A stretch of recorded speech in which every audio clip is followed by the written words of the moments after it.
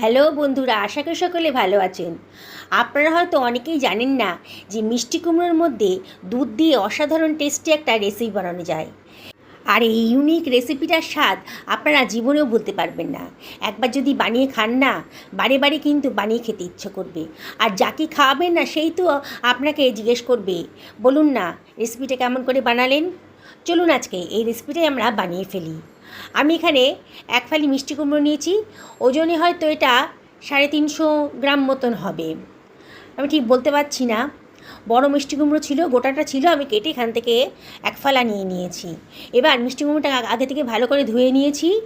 এবার আমি মিষ্টি কুমড়ো খোসাটা কেটে বাদ দিয়ে দিচ্ছি। বন্ধুরা দেখুন, আমি সমস্ত মিষ্টি কুমড়ো খোসাটা কেটে বাদ দিয়ে দিচ্ছি। আর মিষ্টি কুমড়োগুলোকে একেবারে ডুমু ডুমু করে কেটে নিচ্ছি। রাফলি কেটে নিতে হবে, খুব একটা বড়ও করিনি, খুব একটা ছোটও হয়নি। আমি এটা প্রেশার কুকারে দিয়ে দিয়েছি, এটা সেদ্ধ করব। এমনিও সেদ্ধ করা যেত, তবে প্রেশার কুকারে দিলে তাড়াতাড়ি সেদ্ধটা হবে। আমি এখানে 1 লিটার জলের বোতলের থেকে একেবারে মাপ করে 500 মিলিলিটার জল এর ভেতর দিয়ে দিয়েছি। দিয়ে প্রেশার কুকারের ঢাকনাটা আটকে 2টো সিটি হতে দেবো। দেখুন 2টো সিটি হয়ে গেছে, আরও মিনিট 5 এটা রেস্টে রেখেছিলাম। এবার প্রেশার কুকারের ঢাকনাটা আমি খুলে নিয়েছি। দেখেই মনে হচ্ছে যে মিষ্টি কুমড়োটা একেবারে সেদ্ধ হয়ে গেছে। এবার একটা স্ট্রেনারের সাহায্যে আমি মিষ্টি কুমড়োটাকে অন্য একটা বোলের ভেতর নিয়ে নিচ্ছি, জলটা ঝরিয়ে দিয়ে। দেখুন বন্ধুরা, মিষ্টি কুমড়োটা কিন্তু খুব ভালো করে সেদ্ধ হয়ে গেছে আর ঝটপট হয়েও গেছে। প্রেশার কুকারে রান্না করেছি তো, এই জলটা কিন্তু আমি ফেলে দেবো না, রান্নার কাজেই লাগিয়ে নেবো। পুষ্টিতে ভরপুর এই জলটা একেবারেই ফেলবেন না। আমি মিষ্টি কুমড়োর ভেতর দিয়ে দিচ্ছি খানিকটা দুধ।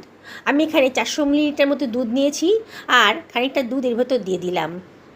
দিয়ে একটা স্ম্যাশারের সাহায্যে মিষ্টি কুমড়োটাকে আমি স্ম্যাশ করে নিচ্ছি। দেখুন কত সুন্দর করে এটাকে আমি স্ম্যাশ করে নিচ্ছি। এটা আপনারা মিক্সার গ্রাইন্ডারেও করতে পারেন। খুব ভালো করে স্ম্যাশ করে নিলাম। বন্ধুরা, এই নতুন ধরনের রেসিপিটা যদি আপনাদের ভালো লাগে তাহলে লাইক শেয়ার কমেন্ট করতে কিন্তু ভুলবেন না। খুব সুন্দর করে এটা গলে গেছে মিষ্টি কুমড়োটা, দেখুন কোনো লামসি নেই। এবার এখানে আমি এই 100 গ্রাম মতো সুজি দিয়ে দিচ্ছি। একটা ছোটো বাটির 1 বাটি মতো সুজি আমি দিয়ে দিলাম। এবারে সব কিছু ভালো করে মিশিয়ে নিচ্ছি। একটা হাতা দিয়ে খুব ভালো করে সুজির সাথে মিষ্টি কুমড়োটাকে ভালো করে মিশিয়ে নিচ্ছি। দেখুন বন্ধুরা, বানানোটা কিন্তু একেবারেই সোজা। একবার যদি বানিয়ে খান না, তাহলে কিন্তু বারে বারে বানিয়ে খেতে ইচ্ছে করবে। মিষ্টি কুমড়ো কিন্তু অনেকেই পছন্দ করেন না, কিন্তু এইভাবে রান্না করলে সবাই কিন্তু চেয়ে চেয়ে খাবে। আমি যে বাটি মাপে সুজি নিয়েছিলাম সেই বাটি মাপেরই চিনি নিয়ে নিলাম, আর 1 চিমটা লবণও দিয়ে দিলাম। চিনিটা অবশ্যই আপনারা নিজেদের পছন্দ মতো দেবেন। যদি একটু বেশি মিষ্টি পছন্দ করেন তাহলে চিনির পরিমাণটা একটু বাড়িয়ে দেবেন। আবারও সব কিছু খুব ভালো করে মিশিয়ে নিচ্ছি। এবারে আমার কুমড়ো সেদ্ধ করা যে জলটা আমি রেখে দিয়েছিলাম প্রেশার কুকারে, সেই জলটা পুরোটাই আমি দিয়ে দিলাম। এবারে সব কিছু আবারও খুব ভালো করে মিশিয়ে নিচ্ছি। সুজি কিন্তু এই জলটা অ্যাবজর্ব করে নেবে, আর সুজিটা অনেকটাই ফুলে যাবে, নরমও হয়ে যাবে। খুব ভালো করে সব কিছু ভালো করে মিশিয়ে নিচ্ছি। দেখুন বন্ধুরা, যেসব বন্ধুরা এখন আমার চ্যানেলটাকে সাবস্ক্রাইব করেননি তাদেরকে আমি রিকোয়েস্ট করবো আমার চ্যানেলটা সাবস্ক্রাইব করার জন্যে, আর পাশে থাকা বেল আইকনটা অবশ্যই ক্লিক করে দেবেন, তাহলে আমার রান্নার নোটিফিকেশানটা আপনারা চটপট পেয়ে যাবেন। আর যারা ফেসবুক থেকে দেখছেন তাদেরকে রিকোয়েস্ট করব আমার পেজটা ফলো করার জন্যে। আমি ঢাকা দিয়ে মিনিট 5-6 রেখে দেব। দেখুন 5 মিনিট বাদে সুজিটা কিন্তু অনেকটাই ফুলে গেছে, আর এই জলটা অনেকটাই অ্যাবজর্ব হয়ে গেছে। দেখুন সুজিটা অনেকটা নরম হয়ে গেছে। আবার একটু নাড়াচাড়া করে দিচ্ছি। এবার গ্যাস ওভেনে একটা কড়াই বসিয়ে দিয়েছি। কড়াইটা যখন গরম হয়ে গেছে আমি এখানে 1 টেবিল চামচ মতো সাদা তেল দিয়ে দিলাম। তেলটা গরম হয়ে গেছে যখন, আমি 1 টেবিল চামচ গাওয়া ঘি দিয়ে দিলাম। একেবারে ভরা ভরা করে গাওয়া ঘিটা দিয়ে দিলাম, মানে 1 চামচ ভরে দিলাম আর কি। ঘিটা দিলে পরে দারুণ সুন্দর একটা গন্ধ বেরোবে, আর খেতে কিন্তু দারুণ টেস্ট আসবে। এবার এর ভিতরে দিয়ে দিচ্ছি 2খানা ছোটো এলাচকে একটু ফাটিয়ে দিয়ে দিচ্ছি। গ্যাসের ফ্লেমটা কিন্তু একেবারে লোতে রেখেছি। এবারে দিয়ে দিচ্ছি খানিকটা কেটে রাখা কাজু। এবার একটুখানি এটাকে ফ্রাই করে নিচ্ছি, অনবরত নাড়াচাড়া করতে হবে। তারপরে আমি দিয়ে দিচ্ছি খানিকটা কিশমিশ। কাজুটা আগে দিলাম, কাজুটা শক্ত বলে কিশমিশ আর কাজু একসাথে মিশিয়ে দিয়ে আবারও একটু ফ্রাই করে নিচ্ছি। অনবরত ফ্রাই করতে হবে, দেখবেন যেন পোড়া না লেগে যায়। কালারটা একটু চেঞ্জ হয়ে গেছে যখন কিশমিশের, তখন আমি এই ব্যাটারটা, সুজি আর কুমড়োর ব্যাটারটা আমি দিয়ে দিচ্ছি। পুরোটাই দিয়ে দেব, একটুও নষ্ট করব না। বন্ধুরা, যতটাই বানান না কেন পরে মনে হবে আরও কেন বানালাম না। সবাই এত চেটেপুটে খাবে, এত পছন্দ করবে। একবার বানিয়ে তো দেখুন। আমি সব কিছু খুব ভালো করে মিশিয়ে দিচ্ছি। গ্যাসের ফ্লেমটা মিডিয়াম টু লোতে রেখেছি, আর অনবরত কিন্তু নাড়তে হবে। নেড়ে নেড়ে সুজিটাকে একেবারে সেদ্ধ করে নিতে হবে। দেখুন বন্ধুরা, আমি কিন্তু অনবরত নাড়ছি। এবারে আমি বাকি যে দুধটা ছিল সেই দুধটা পুরোটাই দিয়ে দেব।